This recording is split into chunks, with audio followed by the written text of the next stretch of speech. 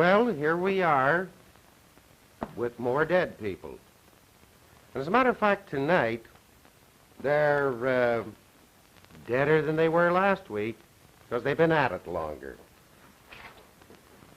I believe that it's safe to say that all of us think of this country of ours as a nation which immigrants have built, and so it is. Englishmen, Frenchmen, Spaniards laid the foundations.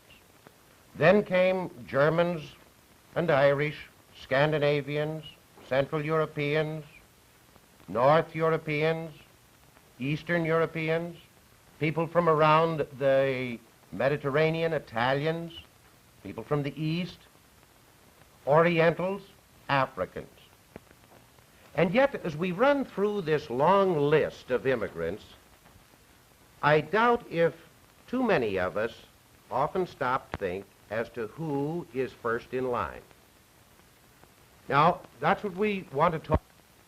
The first Americans were not the Englishmen who settled at Jamestown in 1607. They were not even the Spaniards. They were the American Indians. Now, no matter where Columbus and the men who followed him touched in the New World, whether it was way up in the Arctic North or down in the Antarctic South or in between, they ran into men. Columbus, remember, felt that he had found the East, and he called these people Indians. Now, we know that he was mistaken, but strangely enough, the name is stuck. These are very interesting people. Columbus was a latecomer to the New World. It's a matter of cold historical fact that a good 5 centuries before Columbus arrived, the Vikings working out from Scandinavia, and in particular Leif Erikson, had discovered this New World, or had touched on the North American continent. Centuries and centuries before that, other men, the Indians, had been here, making themselves the first in a long, long line of immigrants, which still continues today. Now, it's a rather fascinating question as to who these first Americans were, and when they came, if they came. Maybe they're natives, maybe they're immigrants, why they came, how they came, and so on. A few of those questions we are going to try to answer. Now, the historian is a bit at a loss at this particular point, because always remember this, that history is made from the records, or is told from the records that men leave behind them. Until there are such records, the historian is offside. The period before that is what is known as prehistoric or prehistory.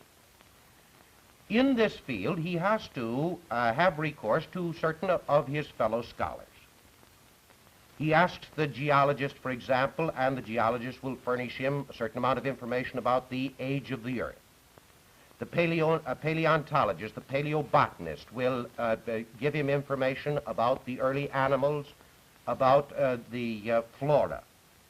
The anthropologist makes it his point to study primitive man and to learn as much as he can about this rather fascinating creature. He's a little bit, the anthropologist is cramped in his, in the material available to him, but nevertheless he comes up with some very, very interesting conclusions, and we will, to a very large extent, base our information upon what he has to tell us. There's the archaeologist who digs up the information or the sites of ancient primitive civilizations and tries to reconstruct that life. All of these people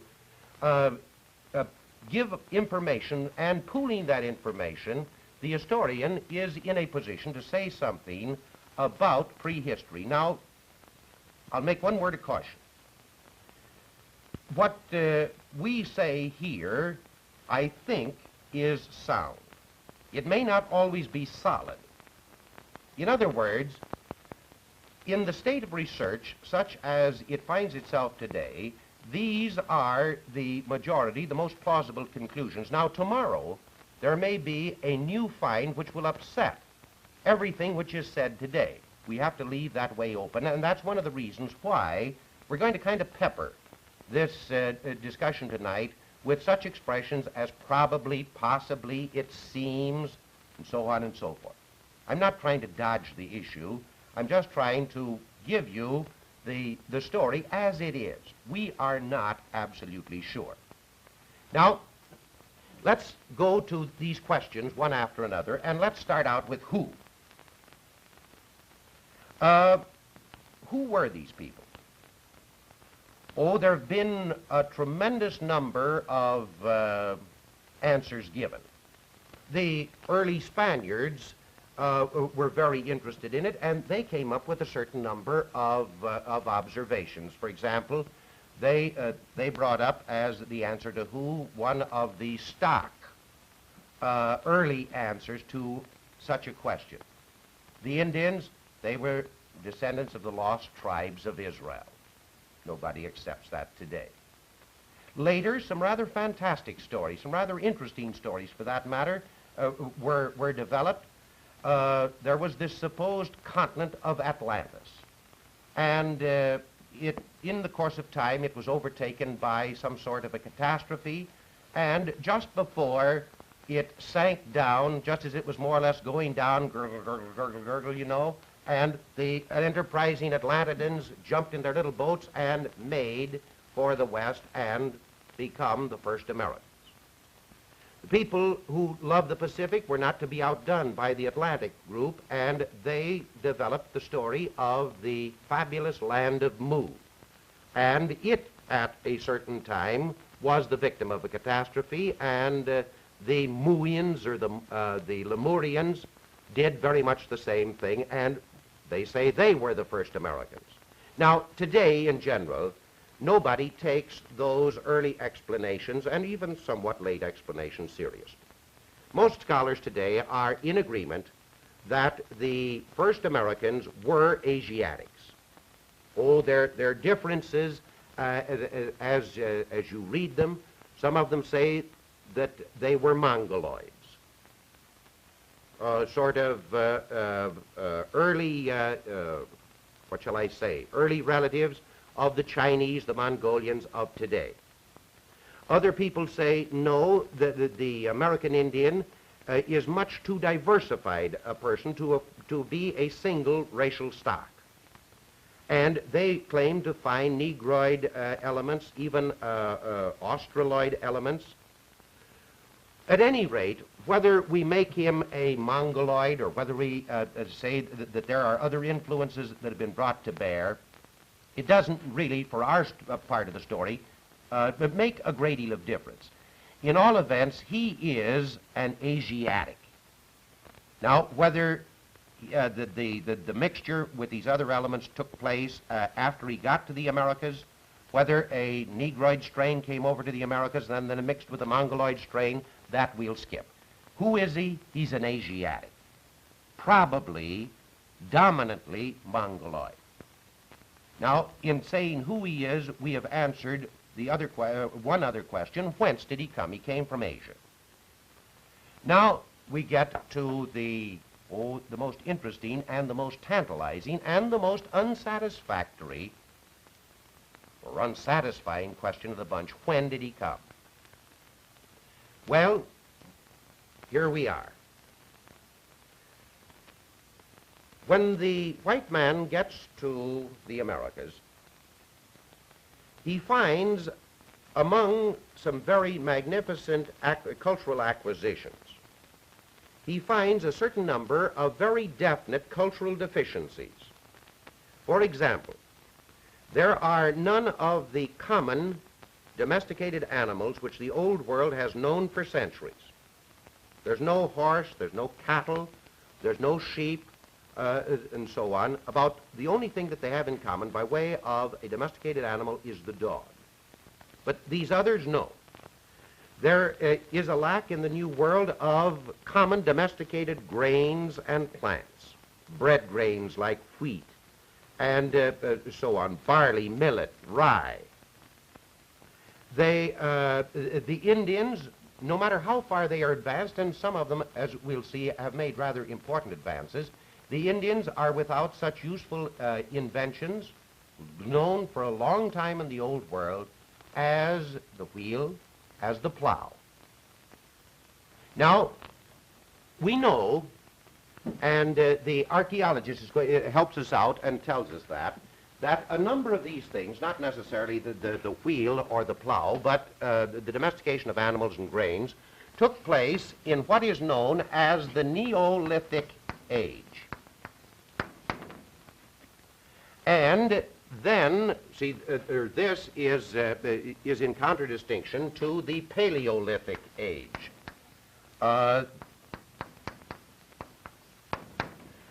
You have here the New Stone Age, the Older Stone Age, and the idea is based, for example, upon an analysis of the instruments that were found.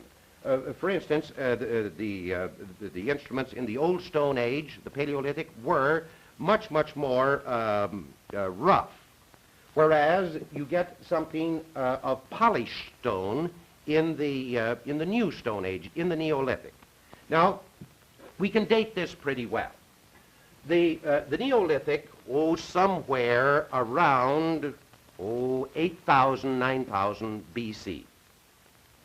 We're going to throw zeros around in this lecture, pretty much as the budget makers and so on in Washington do, somewhere around that time. Now, the conclusion is that if we find man in the Americas without these things which were developed in the Neolithic, the presumption is, therefore, that he came before these inventions had an opportunity either to be developed or to spread around. So we can get something of a point at which, or by which, man must be in the New World. And we'll throw that roughly back to 8, 9, 10,000 years ago. Now, for quite a time, the anthropologists and the prehistorians were perfectly satisfied with that explanation. The geologists and so on told them that about the Great Ice Age, during which time practically the whole upper half of the globe was covered with ice. Now, we know, for example, that this ice came down very far. And the paleontologist also tells us that many of these prehistoric animals, these tremendous prehistoric animals, gargantuan in size and the like the mammoth and the mastodon, the dinosaur, the saber-toothed tiger, the dire wolf, the giant bison, the early horse, and so on, that these animals did not survive the Ice Age, the Pleistocene, very long. Now, there's a great deal of discussion as to whether they died during this Pleistocene due to the rigors of the climate, or whether they were destroyed shortly after the ice began to recede. There are 2 or 3 explanations given that there was a volcanic upheaval.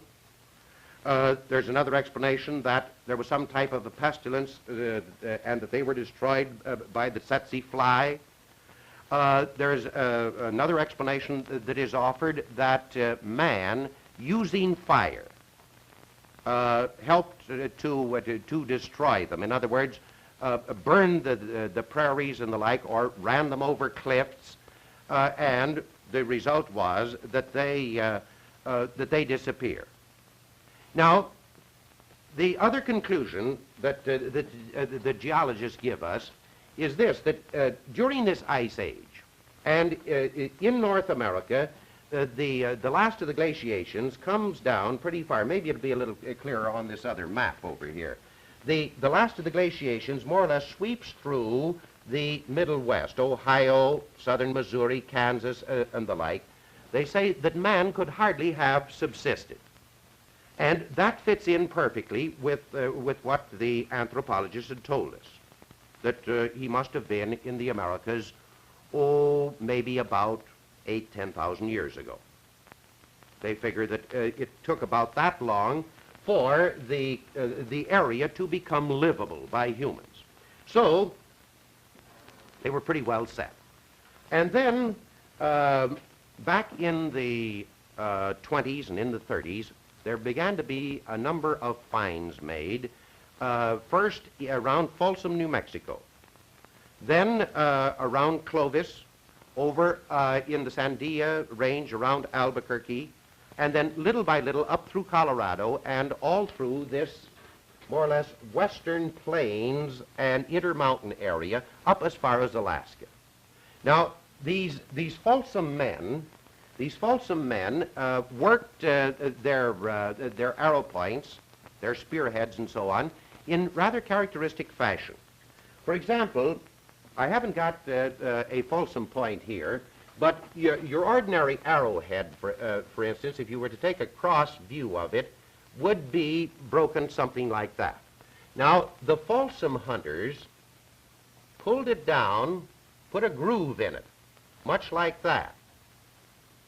I'll admit I'm pretty lousy as an artist. That's one reason I keep away from the board. About as bad as my handwriting, so I print. But at any rate, here they find these. They find these points. No one of these Folsom men or these Sandia men was thoughtful enough to lie down and die so we could find his skeleton. They haven't found a skeleton yet. But they find these points in connection with certain of these giant animals, like the mammoth, the giant bison, and the like, which throws them back, throws evidence that man was there back, 15,000, maybe as far as 25,000 years ago. We're still up in the air. Maybe we'll find something that will tell us more about it. But at the present state of development, we can say, I think with a fair amount of assurance, that man was in the Americas possibly as far back as 8,000 BC, maybe pull it down a little bit, 7,000 BC. Now, how did he come? There have been a number of explanations given, but today the common explanation is going to be via the Bering Strait entry. In other words, he comes from Asia, he moves over here, and then gradually works his way down through the North American continent on into South America and spreads out to the point where the Europeans find him wherever they touch. Now, this water gap that we know today is only 56 miles. He may not have had great boats, but there are possibilities that far, far back there may have been a land bridge. Maybe far back the strait froze over and he could come over on the ice. We do know this, that in the period of the late glaciation, the so-called Wisconsin glaciation, most of Alaska up here was free of ice. And therefore, it's perfectly possible that some of these animals whom the people who were to be the first Americans hunted came over here, and this became sort of a giant game preserve. And the hunters followed them along and came that way, then little by little spread out over the whole of the continent. How did he come? He came by the Bering Strait, port of entry, let's call it that. Why did he come? Well, there we need records, and we haven't got them. But remember that man changes very little. Oh, externally he changes, but underneath he's the same no matter what the color of his skin, no matter what his geographic location. So why do people move? Better, greater security, better position, seeking adventure, maybe getting away from a troublesome mother-in-law. Who knows? Take most any one of those, and you probably won't be far wrong. Now, there's another point, too. What did he bring with him? When the Europeans arrive, they find, for example, that the Indians in this so-called mid-American area have achieved a great degree of culture. Mexico, Colombia, and down here to Peru, the land of the Incas. These are the people, for example, who built their lives around agriculture and developed the great American plant, namely maize or Indian corn.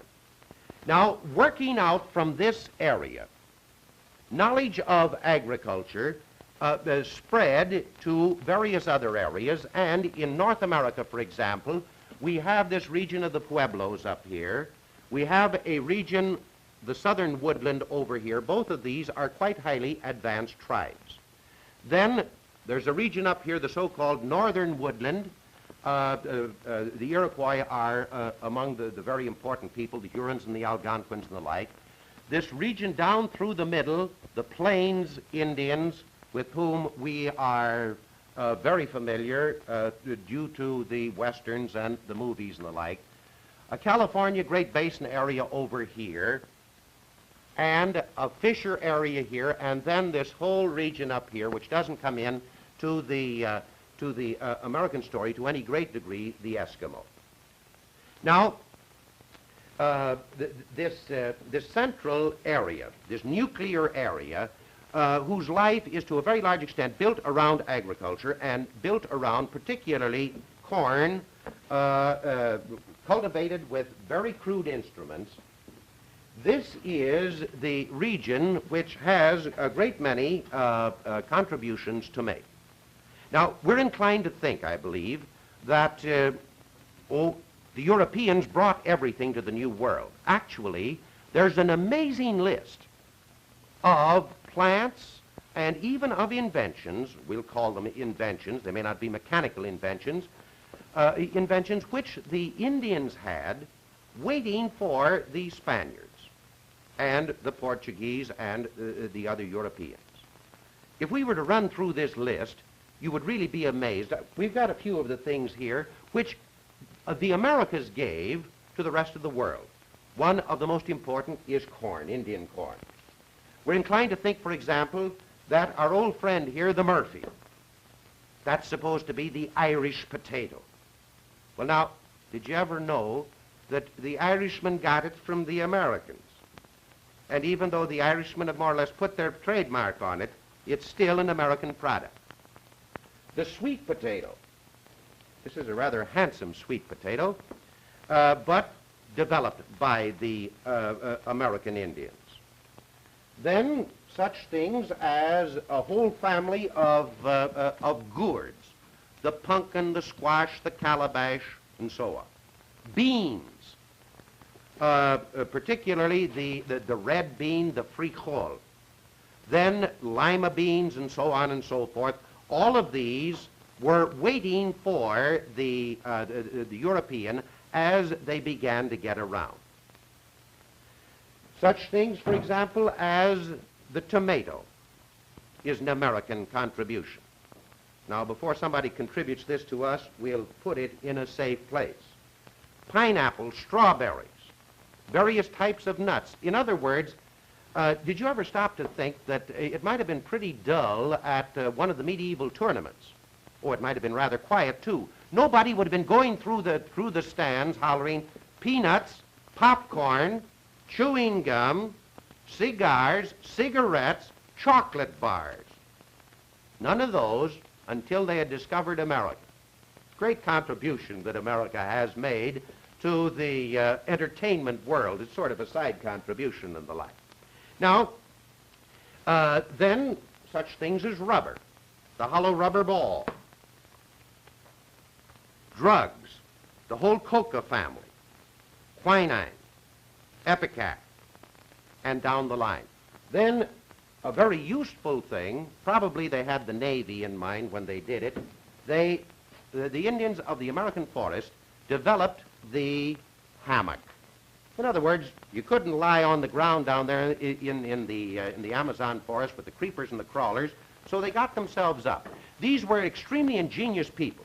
They had made rather important advances and had much to give the Europeans when they came. Now, all we've been able to do is just scratch the surface. Let me show you one or two books that, of many that you might care to read. If you'd like to read about these men that upset all our calculations, the Sandia, the Folsom Men, the Lost Americans by Frank C. Hibben, one of the important field men who has dug up a good deal of that information. Then a standard work on the American Indian by one of the important American Indian anthropologists, The American Indian by Clark Whistler. A rather recent and interesting study along the same lines, not quite as technical, Ruth Underhill's The Red Man's America. Then, if you're interested in archaeology to a very large extent, along with anthropology, three men of the Chicago Museum of History, Martin, Quimby, and Collier, have developed this book, Indians Before Columbus. Really a most fascinating study. Now, if you'd like to know something about some of these Indians who have well, made their name and developed a civilization, you have Means's Ancient Civilization in the Andes about the Incas, Morley about the Maya, and Valent about the Aztecs. These will well repay the time that you might care to give to them and tell you a great deal about these fascinating Americans whom the Europeans found. Now, just to recapitulate, who were they? They were Asiatics. Whence did they come? Okay, from Asia. How did they come? Most probably by Bering Strait. When did they come? At least 8,000 to 10,000 years ago, maybe much, much earlier than that. Why? You answer that. Why would you come? And what did they bring? Well, we've seen a few of those.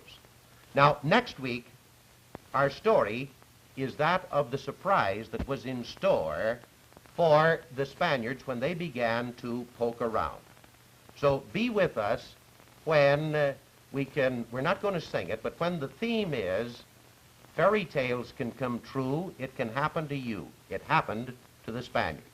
So that's all until next week.